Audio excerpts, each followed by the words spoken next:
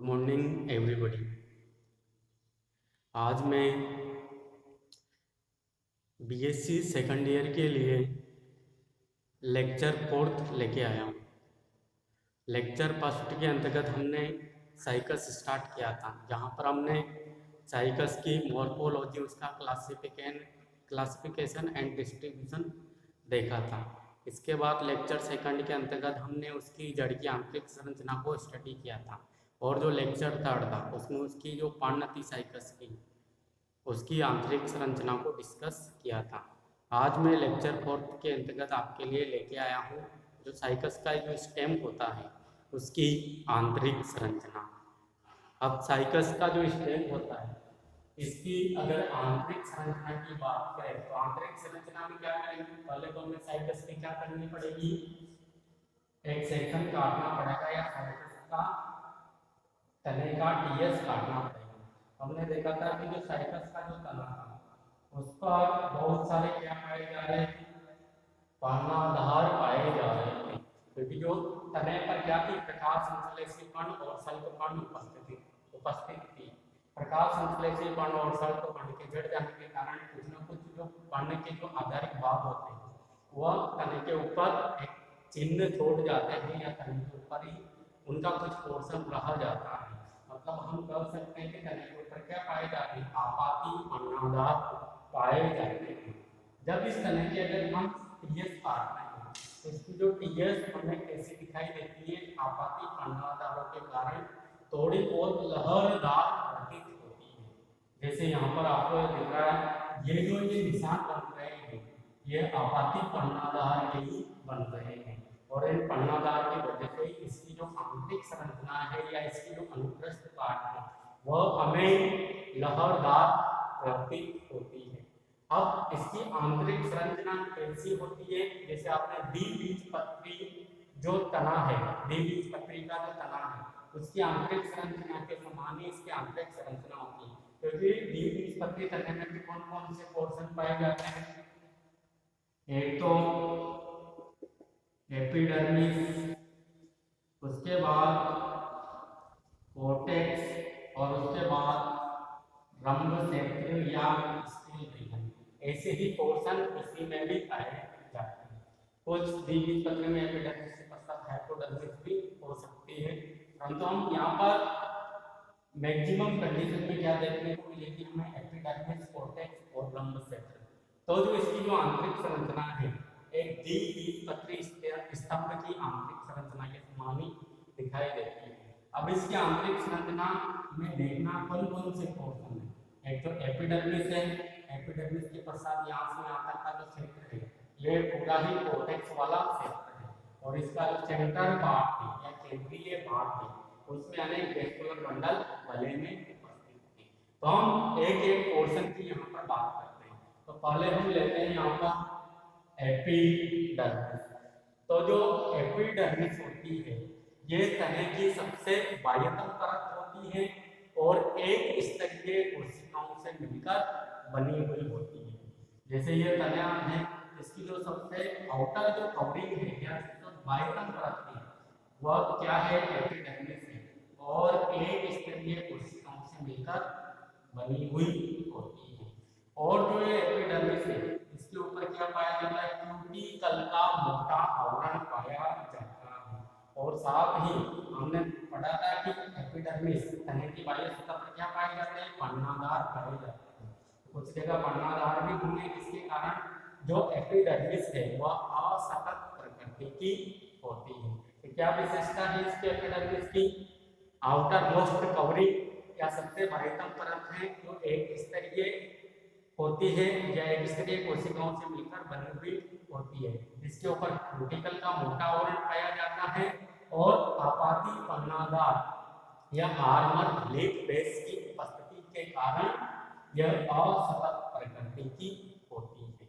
अब एपिडर्मिस के पश्चात कौन सा वाला पोर्शन है, पूरा का पूरा यहाँ से लेके यहाँ तक यह है कोर्टेक्स वाला पोर्शन।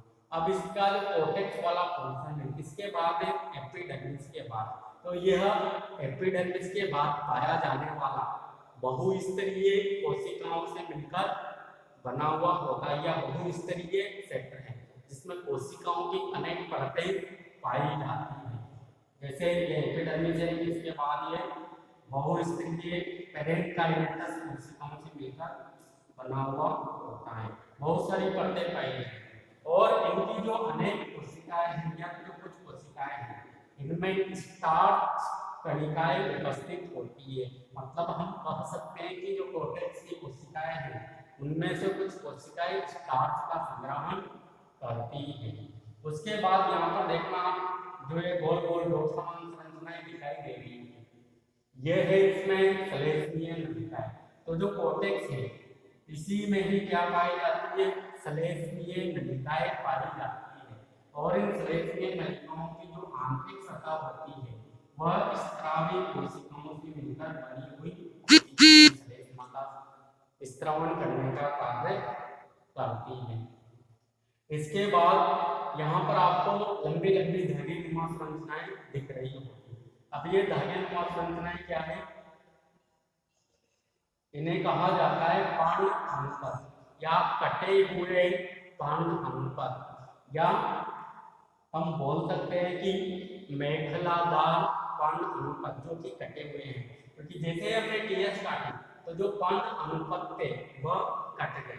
अब पान अनुपद होते क्या है, जैसे हमने साइकस की जो पढ़ना पड़ी थी तो वहां पर साइकस की पढ़ने की जो रेटिस की टीएस काटी थी वहां पर रेटिस की टीएस कैसी दिखाई दे रही थी, हमें बेलनाकार नेचर की दिखाई दे रही थी, जिसमें बहुत सारे वेस्कुलर बंडल उल्टे ओमेगा या उल्टे ओम की आकृति के रूप में व्यवस्थित थे।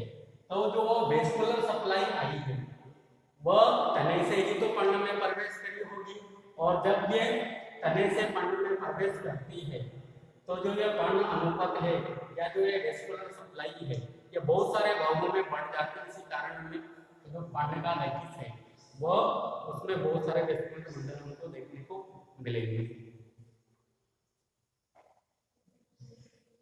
अब इसके बाद जो ये कोर्टेक्स वाला पोर्शन कंप्लीट हो गया, इसके बाद है रंभ सेक्टर वाला पोर्शन। अब जो इसका जो रंभ सेक्टर है उसमें अनेक वेस्कुलर बंडल पाए जाते हैं, और जो ये वेस्कुलर बंडल होते हैं एक वलय में व्यवस्थित होते हैं, और इनमें जो फ्लोएम होता है बाहर की ओर उपस्थित होता है। इसी कारण हम यहाँ पर कह सकते हैं कि एक्टोपोलिक साइक्लोस्पिल प्रकार के रंभ पाए जाते हैं। एक्टोपोलिक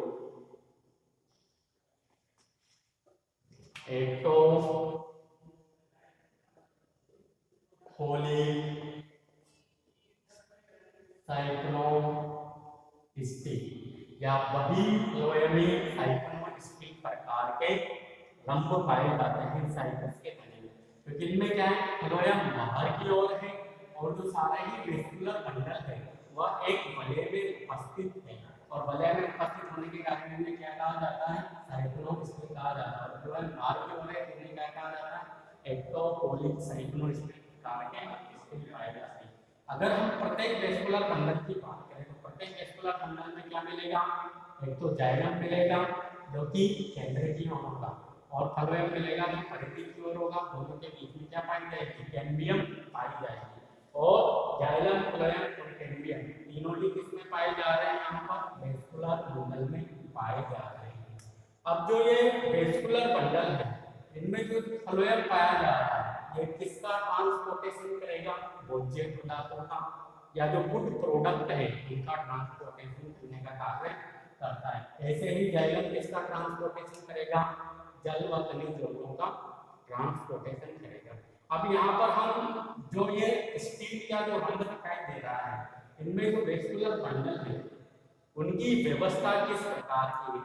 हमने एक तो देख लिया है एक्टोपोलिक साइक्लोस्पिल प्रकार के रंग है, परंतु ये भी तो देखना है कि ये किस रूप में व्यवस्थित है। भाई एग्जार्च है, एंडार्क है, ओपन टाइप है, क्लोज प्रकार के हैं, संयुक्त है, वरीय है, इनमें से हमें देखना है।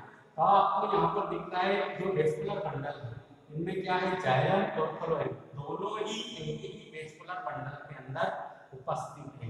इस व्यवस्था को कहा जाता है संयुक्त या कॉन्जुगेट, संयुक्त या कॉन्जुगेट। और जाइलम और फ्लोएम के बीच में आपको क्या दिखाई दे रहा है? कैम्बियम दिखाई दे रहा है। इसे क्या बोलेंगे? Open type of vascular bundle, संयुक्त ओपन टाइप का हो गया। और ये क्या है? फ्लोएम इनमें बाहर की ओर है, इसे क्या बोलेंगे? बहिर्मुख फ्लोएम, या हम बोल सकते हैं कि एक्टोपोलिक, या दूसरे भाषा में बोल सकते हैं हम कोलेट्रल या समपार्श्विक। कितने नाम है इसके? या तो बहिर्मुख फ्लोएम बोलो, या कोलेट्रल बोलो, या एक्टोपोलिक बोलो, और बहिर्मुख फ्लोएम, कोलेट्रल, एक्टोपोलिक या समपार्श्विक प्रकार के वेस्कुलर बंडल पाए जाते हैं। अब एग्जार्क और एंडार्क में कौन से हैं? इनमें पाए जाते हैं एंडार्क प्रकार के।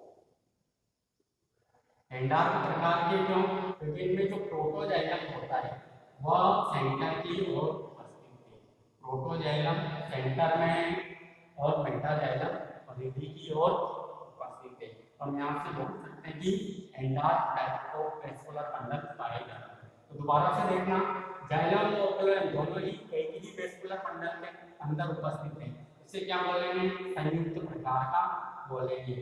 जाइलम और फ्लोएम के बीच में कैम्बियम पाई जाती है, और इस कैम्बियम को कहा जाता है इंट्रावेस्कुलर कैम्बियम। तो कैम्बियम पाए जाने के कारण इसे क्या बोलेंगे? Open type of vascular bundle.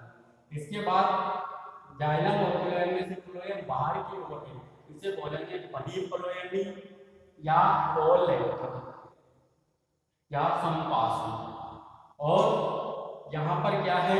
जो प्रोटोजाइलम है वह केंद्र की ओर है, और जो मेटाजाइलम है वह परिधि की ओर है। यह पूरा एक पोर्शन, ये क्या है? जाइलम का। जाइलम भी इसमें यह तरह कौन सा है? युवा स्टेम। यहाँ पर जितनी भी संरचनाएं दिखाई दे रही है वह प्राथमिक संरचनाएं हैं, क्योंकि सेकेंडरी ग्रोथ नहीं कर पाएंगे हम। तो यहाँ पर जो जाइलम होगा वो भी कैसा होगा? प्राथमिक जाइलम होगा। अब प्राथमिक जाइलम भी दो प्रकार का होता है, तो प्रोटोजाइलम, एक मेटाजाइलम। प्रोटोजाइलम कहाँ की ओर होता है? केंद्र की ओर होता है। मेटाजाइलम परिधि की ओर होता है। इस व्यवस्था को कहा जाता है एंडार्क प्रकार की व्यवस्था। तो ये थी तरह की आंतरिक संरचना। अब इसके बाद हम एक पोर्शन की ओर बात करते हैं। यहाँ पर आपको पता है हम जिम्नोस्पर्म के तने की आंतरिक संरचना पढ़ते हैं, तो जिम्नोस्पर्म में क्या नहीं पाया जाता? वाहिका नहीं पाई जाती। तो इसके जाइलम में क्या क्या मिलेगा?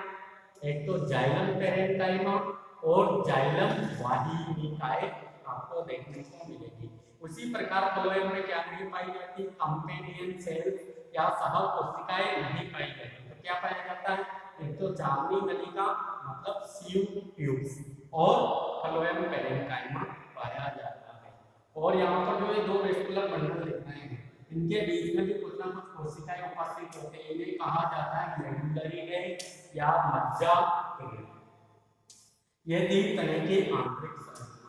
अब तने की आंतरिक संरचना के अलावा हमने यहाँ पर देखा था पर्ण अनुपात। अब ये पर्ण अनुपात क्या होता है? एक तरह से बोल सकते हैं कि ये वेस्कुलर सप्लाई होती है, जो तने से जल व भोज्य पदार्थों का संवहन पर्ण के अंदर करती है। इसी कारण इन्हें पर्ण अनुपात कहते हैं। अगर ये वेस्कुलर सप्लाई शाखा में जाए, किसी ब्रांच में जाए, तो वहां पर उन्हें ब्रांच ट्रेस या शाखा अनुपात कहा जाता है। तो जो ये पर्ण अनुपात होते हैं, साइकस में दो प्रकार के पर्ण अनुपात पाए जाते हैं। एक तो सीधे पर्ण अनुपात, एक मेटलाधार पर्ण अनुपात। अब पर्ण अनुपात कैसे होते हैं? जैसे मैंने बताया था साइकस की मॉर्फोलॉजी में ये था। यहाँ पर क्या था? साइकस का तना उपस्थित था, और इसके ऊपर बहुत सारे पर्ण एक क्राउन के रूप में या मुकुट समान संरचना के रूप में व्यवस्थित थी। अब इन पर्ण को भी क्या चाहिए? जल व खनिज लवण चाहिए, और भोज्य पदार्थों का तने के अंदर भी इन्हें संवहन करना। तो इनमें क्या चाहिए? वेस्कुलर सप्लाई चाहिए। तो यहाँ पर जो तने का जो स्ट्रैंड है या जो इसका रंग है, इसके रंग से वेस्कुलर सप्लाई किसके अंदर एंटर करेगी? पर्ण के अंदर एंटर करेगी। तो जो ये वेस्कुलर सप्लाई है तने की, वो यहाँ से तने की जो स्ट्रैंड है या तने का रंग है, इसमें से चार पर्ण अनुपात निकलकर पर्ण के आधारी भाग में प्रवेश करते हैं। इनमें दो पर्णानुपद तो यहाँ के स्ट्रैंड से डायरेक्टली निकलेंगे, एक तो यहाँ से एक यहाँ से। जैसे ये जो तना है इसका स्टील है या रबर है और यहाँ पर कोई पन्ना लगी हुई है और पन्ने का जो आधारीय भाग होता है या रेखिक होता है उसमें आधारीय भाग में कितने अनुपात प्रवेश करते हैं, 4 पर्ण अनुपात प्रवेश करते हैं। इनमें दो पर्ण अनुपात तो यहाँ से स्ट्रैंड से डायरेक्टली आएंगे और पर्ण डायरेक्टली आएंगे और जो रेखिक है या जो पर्ण का जो आधारीय भाग होता है उसके अंदर चले जाएंगे। और जो दो पर्ण अनुपात हैं वो पर्ण के लगने की ठीक विपरीत दिशा से निकलेंगे। जैसे यहाँ पर पर्ण लग रहे हैं दो तो डायरेक्टली या सीधे ही आ गए, परंतु जो दो है इसके पीछे वाले भाग से निकलेंगे और एक तो इधर से मिलता हुआ और दूसरा इधर से मिलता हुआ। मतलब जो यहाँ पर जो रंग है इसको चारों तरफ से घेर लेंगे और वापस इधर की ओर आकर पानी में प्रवेश करेंगे। तो जो ये घूमकर आ रहे हैं तो एक ग्रिडिल टाइप की संरचना बना रहे हैं या मेघला प्रकार की संरचना बना रहे हैं। इसी कारण इन्हें इनडायरेक्ट या ग्रिडिल ट्रेस कहा जाता है और जो डायरेक्ट प्रवेश कर रहे हैं उन्हें डायरेक्ट ट्रेसेज कहा जाता है। तो पर्ण का जो आधारीय भाग होता है या रेखिक होता है उसमें 4 पर्ण अनुपात प्रवेश करते हैं। अब जो ये 4 पर्ण अनुपात है ये आधारीय भाग में प्रवेश करने के पश्चात फिर से वापस बहुत सारे भागों में बढ़ जाते हैं। इसी कारण जब हम रेखिक की आंतरिक संरचना की स्टडी करते हैं तो हमें बहुत सारे रेगुलर खंडर दिखाई देते हैं जो उल्टे ओमेगा की आकृति में व्यवस्थित होते हैं, दिखाई देते हैं। अब वो इतने सारे कहां से आए, क्योंकि यहाँ से तो 4 ही प्रवेश कर रहे हैं, इतने सारे कहां से आ गए? तो जो ये 4 प्रवेश कर रहे हैं ये वापस से बार-बार से विभाजित होकर बहुत सारे सप्लाई का निर्माण करते हैं। इसी कारण जब हम टीएस काटते हैं तो रेखिक की आंतरिक संरचना में हमें बहुत सारे वेस्कुलर मंडल दिखाई देते हैं। तो ये थी तने की आंतरिक संरचना। दोबारा से देख लीजिए कौन कौन सा पोर्शन है तने की आंतरिक संरचना में। एपिडर्मिस है, एपिडर्मिस एक स्तरीय कोशिकाओं से मिलकर बनी हुई परत होती है। इसके ऊपर क्यूटिकल का मोटा आवरण है और आपाती पर्ण आधारों की उपस्थिति के कारण यह असतत दिखाई देती है। इसी कारण तने की आंतरिक संरचना हमें लहरदार प्रतीत होती है। एपिडर्मिस के पश्चात कौन सा पोर्शन है? कोर्टेक्स बहुस्तरीय पेरेन्काइमाटस कोशिकाओं से मिलकर बना हुआ होता है। कुछ कोशिकाओं में क्या पाया जाता है? स्टार्च पाया जाता है। और कोर्टेक्स में क्या पाई जाती है? सेलेनियम नलिकाएं पाई जाती है जिसकी जो आंतरिक सतह होती है उसमें स्त्रावित कोशिकाएं उपस्थित होती है या स्त्रावित कोशिकाओं से मिलकर बनी हुई होती है जो श्लेष्मा का सेक्रेशन करने का कार्य करती है। और कोर्टेक्स क्षेत्र में क्या दिखाई देंगे आपको? कटे हुए पर्ण अनुपत या कटे हुए मेखलादार पर्ण अनुपत दिखाई देंगे जो पर्ण में वेस्कुलर सप्लाई देते हैं। कोर्टेक्स के पश्चात यहाँ पर क्या होना चाहिए? एंडोडर्मिस और पेरिसाइकिल भी होना चाहिए, परंतु जो साइटस का तना है इनमें एंडोडर्मिस तथा जो पेरिसाइकिल होती है उसकी स्थिति अस्पष्ट होती है। इसी कारण मैंने नहीं बताया तो भाई एंडोडर्मिस या पेरिसाइकिल पाई जाती है। पेरिसाइकिल या एंडोडर्मिस साइटस की कुछ जातियों में देखने को मिल सकती है, परंतु जो कुछ जातें होती हैं उनमें इनकी स्थिति अस्पष्ट होती है। इसके पश्चात अगर हम स्टील रीजन की बात करें तो स्टील रीजन में बहुत सारे वेस्कुलर बंडल क्या होते हैं? एक भले में व्यवस्थित होते हैं जिनमें फ्लोएम बाहर की ओर उपस्थित होता है। तो हम कह सकते हैं कि कैसी व्यवस्था पाई जाती है? वही फ्लोएमिक साइक्लोस्टील रूप में इसका स्टील व्यवस्थित होता है। और जो प्रत्येक वेस्कुलर बंडल होता है उसमें क्या पाया जाता है? जाइलम और फ्लोएम पाया जाता है। दोनों के बीच में क्या पाई जाती है? कैम्बियम पाई जाती है। जाइलम और फ्लोएम दोनों ही साथ साथ उपस्थित है। इस व्यवस्था को कहा जाता है संयुक्त प्रकार की व्यवस्था। दोनों के बीच में कैम्बियम पाई जाती है। कुछ open type of vascular bundle और फ्लोएम बाहर की ओर है, इसे वही फ्लोएमिक या कोलेट्रल या संपार्श्वी बोला जाता है। और इनमें प्रोटोजाइलम कहाँ की ओर होता है? केंद्र की ओर होता है। मेटाजाइलम परिधि की ओर होता है। इसे क्या कहा जाता है? एंडार्क टाइप ऑफ वेस्कुलर बंडल पाया जाता है। जाइलम में क्या पाया जाएगा? केवल जाइलम वाहिनिकाएं और जाइलम पेरेन्काइमा वाहिका इसमें एब्सेंट होती है। इसी प्रकार फ्लोएम में क्या पाया जाएगा? एक तो चार्मी नलिका, स्यू ट्यूब्स और फ्लोएम पेरेन्काइमा। और क्या एब्सेंट होती है इसमें? कंपेनियन सेल्स या सह कोशिकाएं एब्सेंट होती है। और जो है दो वेस्कुलर बंडल है, यहाँ पर कुछ कोशिकाएं पाई जाती है जिन्हें प्राइमरी मेडुलरी या प्राथमिक मज्जा किसने कहा जाता है। तो ये थी तरह की आंतरिक संरचना। और इसके केंद्रीय भाग में क्या देखने को मिलेंगे? आपको पित्त देखने को मिलेंगी और यह पत्रिका कोशिकाओं से मिलकर बनी हुई होती है और इसकी कुछ कोशिकाओं में टेनिन भरा हुआ होता है। तो ये थी इसकी आंतरिक संरचना। अब हम बात कर लेते हैं पर्णअनुपात। तो जो साइकस का तना होता है इसमें दो प्रकार के पर्णअनुपात हमको देखने को मिलेंगे। एक तो कौन से? डायरेक्ट लिप रेस, एक इनडायरेक्ट लिप रेस।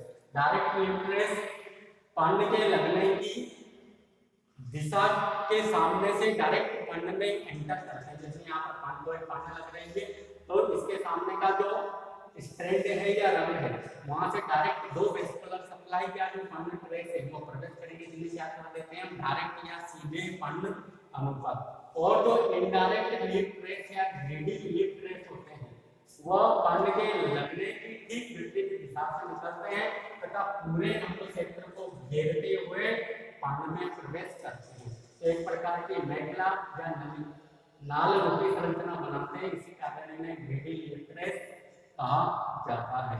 ये जो जितने भी दिख रहे हैं सारे ये क्या है? लिप ट्रेस है। यह वाला पोर्शन कॉर्टेक्स का, ये वाला पोर्शन कौन सा है? स्पीड रीजन का पोर्शन है। ये क्या है? यहाँ पर फिर उपस्थित है। ये थी तने की आंतरिक संरचना। अब देखेंगे हम तने में द्वितीयक वृद्धि।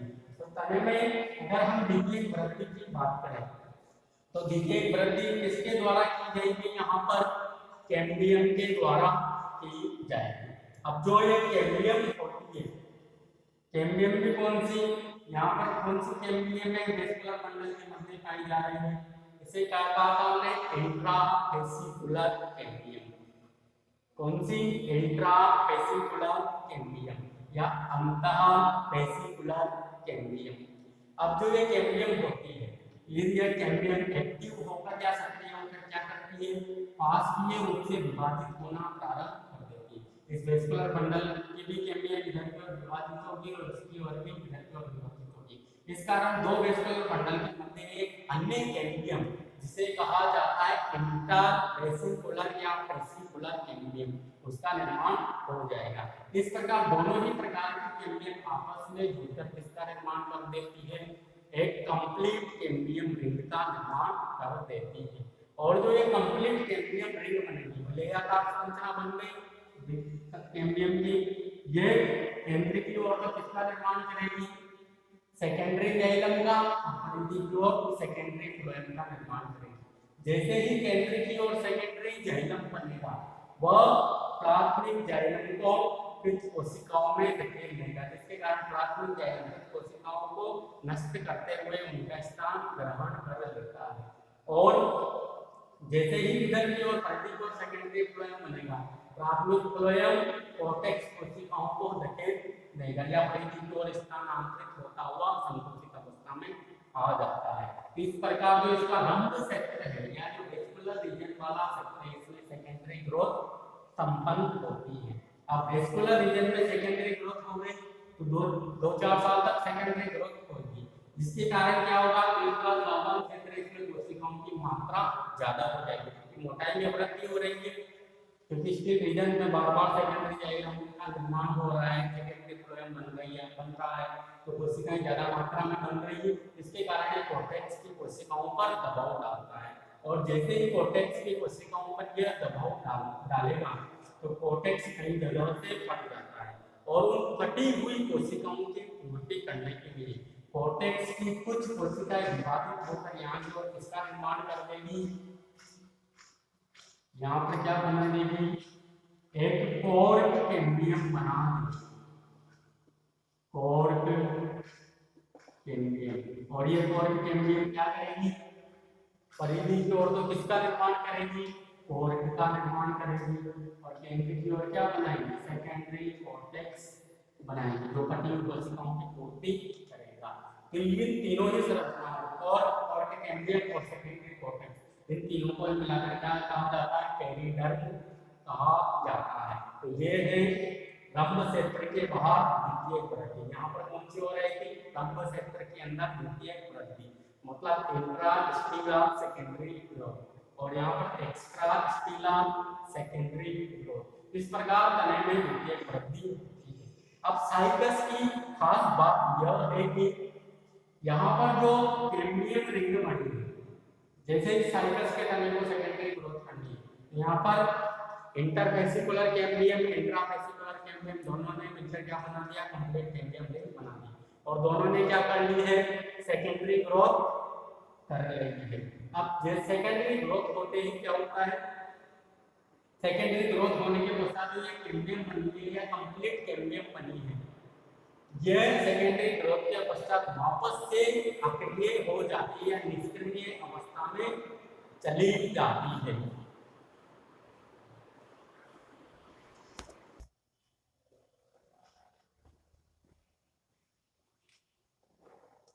तो ये जो कैम्बियम है ये निष्क्रिय अवस्था में चली जाती है। अब जैसे ही यह निष्क्रिय अवस्था में चली जाती है और फिर जैसे ही अगले साल इसको सेकेंडरी ग्रोथ करनी होती है तो वापस एक नए सिरे से कैम्बियम का निर्माण होता है। मतलब हम बोल सकते हैं कि एक बार द्वितीयक वृद्धि करने के पश्चात यह कैम्बियम बले बनी है, ये निष्क्रिय हो जाती है, इसकी सक्रियता समाप्त हो जाती है और अगले साल द्वितीयक वृद्धि के लिए वापस से नई कैम्बियम का निर्माण करना पड़ता है। और नई कैम्बियम का निर्माण कौन सी कोशिकाएं करेंगी, या फिर इसकी पेरिसाइकिल की कोशिकाएं करेंगी, जैसे कुछ तापमान में पेरिसाइकिल होती है उसकी कोशिकाएं करेंगी, या कॉर्टेक्स का जो आंतरिक पोर्शन है उसकी कोशिकाओं से किसका निर्माण होता है, एक कैम्बियम बले का निर्माण होता है। तो क्या करेगी, सक्रिय होकर द्वितीयक वृद्धि करेगी, जिसके कारण सेकेंडरी जाइलम का और सेकेंडरी फ्लोएम का निर्माण होगा। और जैसे ही द्वितीयक वृद्धि कंप्लीट हुई कैम्बियम वापस से निष्क्रिय हो जाती है और फिर इसके बाद वापस से कॉर्टेक्स की कोशिकाओं के द्वारा नई कैम्बियम का निर्माण होगा, वही वापस से सेकेंडरी ग्रोथ करेगी, सेकेंडरी जाइलम सेकेंडरी फ्लोएम बनाएगी, वापस से कैम्बियम निष्क्रिय, फिर अगले साल वापस से नई कैम्बियम का निर्माण। तो हम यहाँ पर ऐसा बोल सकते हैं कि जो कैम्बियम है एक बार द्वितीयक वृद्धि करने के पश्चात निष्क्रिय अवस्था में चली जाती है या इसकी सक्रियता समाप्त हो जाती है। तो हम जैसे ही परिपक्व तने की आंतरिक संरचना देखते हैं उसमें हमें जाइलम के अनेक बले दिखाई देते हैं, जैसे आंतरिक बले फर्स्ट रिंग ऑफ जाइलम, फिर उसके बाद सेकंड रिंग ऑफ जाइलम, फिर उसके बाद थर्ड रिंग ऑफ जाइलम, क्योंकि अलग अलग प्रकार के बले ने जाइलम का निर्माण किया है। तो जाइलम के बहुत सारी बले हमको यहाँ पर देखने को मिलती है और फ्लोएम तो देखने को मिलता ही नहीं, क्योंकि फ्लोएम की कोशिकाएं कैसी है, पतली दिखती है कोशिकाएं जो ग्रस्त अवस्था में आ जाती है। और इस कारण हम यहाँ पर कह सकते हैं कि साइकस की जो कास्ट होती है वो होती है पॉलीजाइलिक प्रकार की। कौन सी, पॉलीजाइलिक प्रकार की, पॉलीजाइलिक या बहुधारुकी प्रकार की। पॉलीजाइलिक मतलब जाइलम के बहुत सारे बने हैं, बहुधारुकी प्रकार की।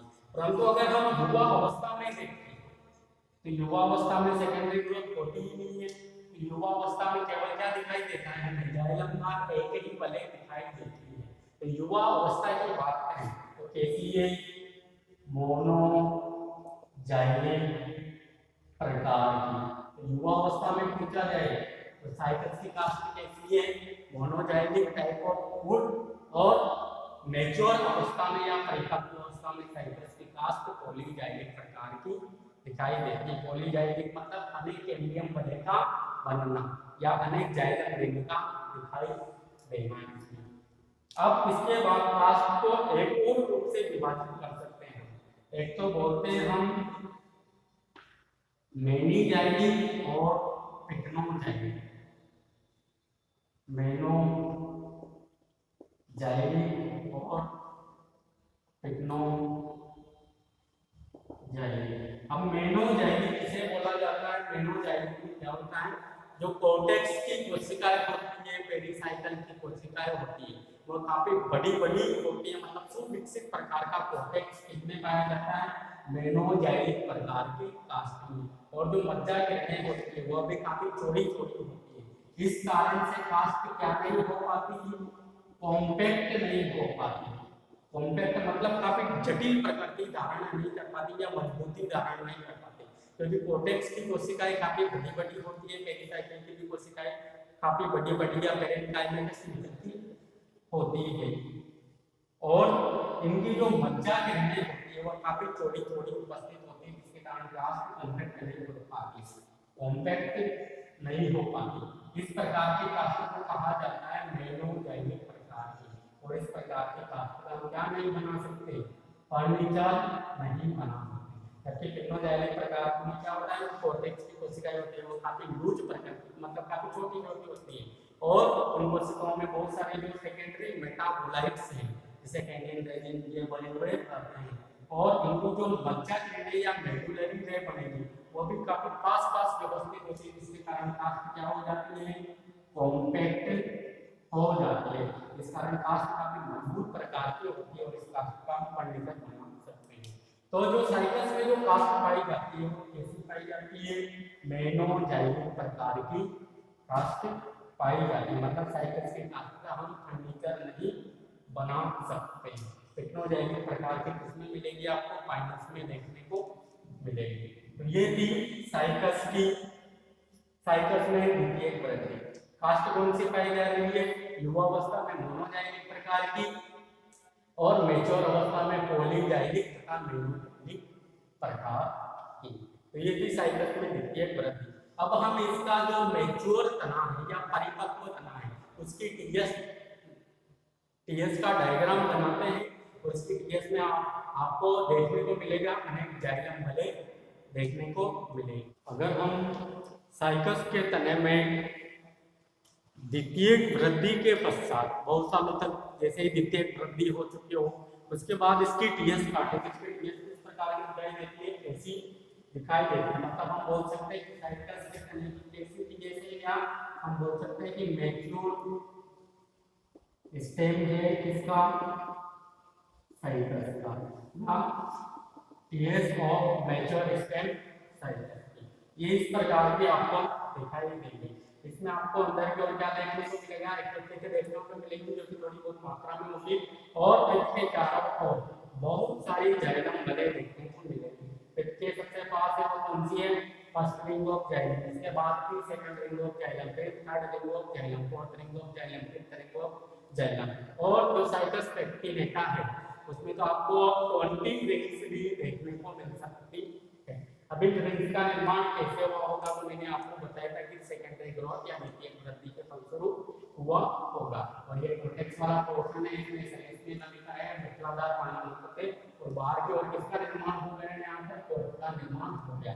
कोर्ट का निर्माण क्यों हुआ, क्योंकि कोर्टेक्स की कोशिकाएं फट चुकी थी, और कोर्टेक्स की कोशिकाओं ने क्या बनाई थी, कोर्ट कैम्बियम बनाई थी।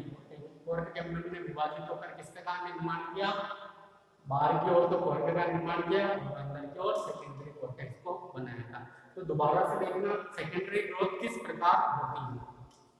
तो सेकेंडरी ग्रोथ में क्या होता है, पहले तो हम देखेंगे एक तो रंभ क्षेत्र में द्वितीयक वृद्धि, और रंभ क्षेत्र के बाहर या कोर्टेक्स वाले रीजन में द्वितीयक वृद्धि। तो रंभ क्षेत्र में क्या है, बहुत सारे वेस्कुलर बंडल है, और उन वेस्कुलर बंडल के मध्य क्या उपस्थित है, कैम्बियम उपस्थित है, और उस कैम्बियम को क्या कहा जाता है, इंट्रावेसिकुलर कैम्बियम,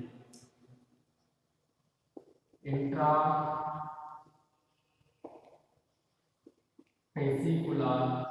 या वेसिकुलर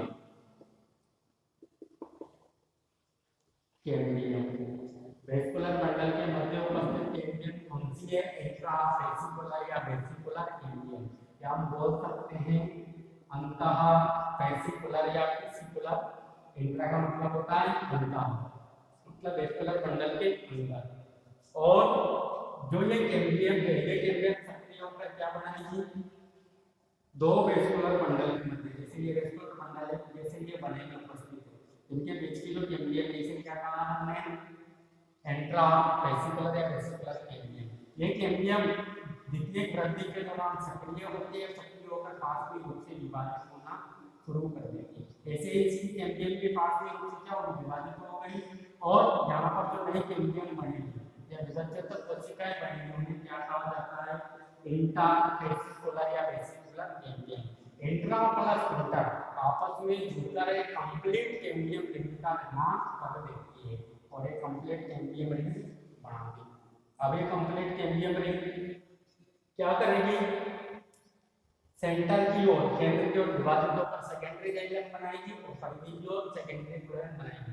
जैसे ही सेकेंडरी जाइलम बनेगा, जो ये प्राथमिक जाइलम है ये कोशिकाओं को नष्ट करते हुए उनका स्थान ग्रहण कर लेता है और रस अवस्था में आ जाता है। और जैसे ही सेकेंडरी फ्लोएम बनेगा और ये सेकेंडरी फ्लोएम क्या है, परिधि को स्थानांतरित हो जाता है। यहाँ पर क्या देखने को मिलेगा, सेकेंडरी जाइलम देखने को मिलेगा।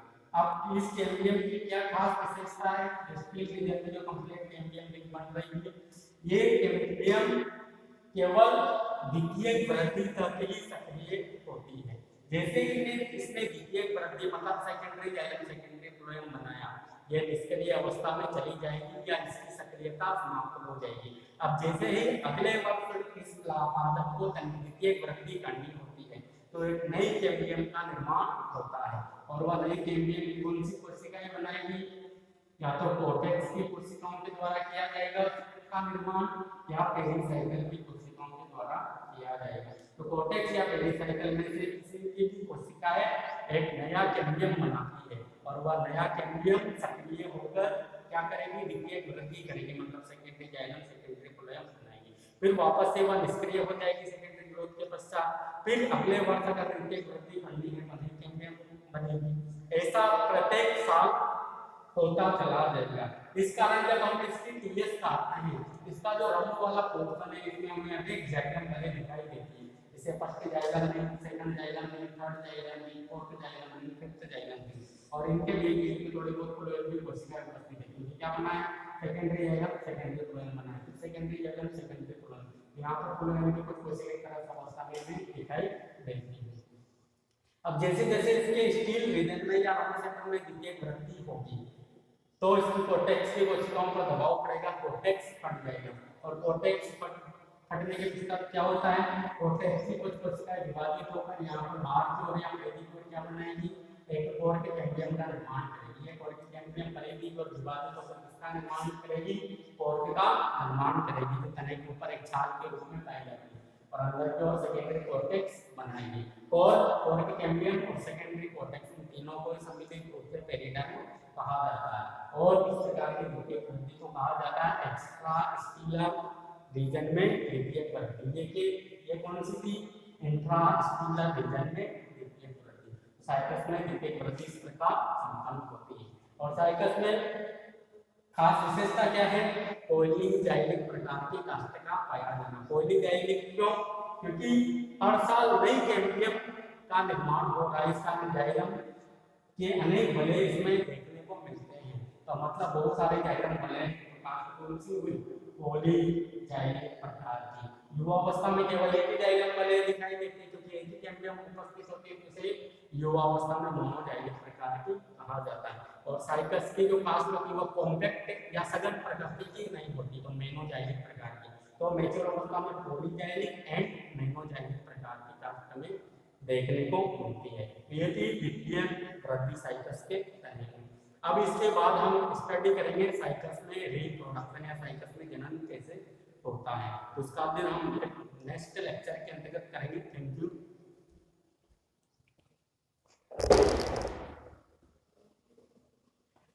पढ़ते रहिए आप और एंजॉय करते रहिए वीडियो लेक्चर का। अगर कोई चीज़ समझ में नहीं आए तो कमेंट बॉक्स में कमेंट कर दीजिए ताकि मैं उस चीज़ के ऊपर भी एक नया वीडियो अपलोड कर सकूं।